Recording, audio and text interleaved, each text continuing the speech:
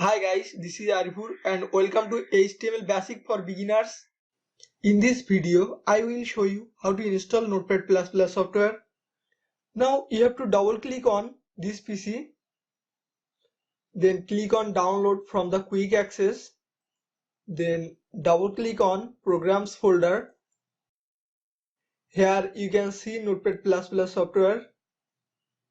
Now double click on it, then click OK, then click on the next.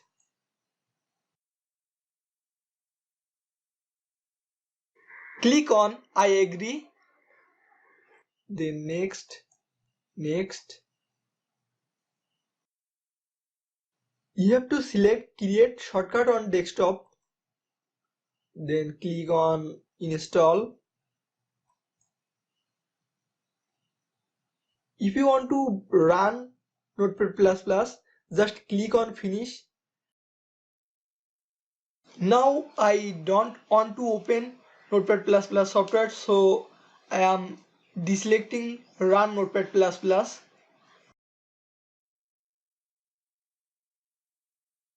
Now you have to click on finish.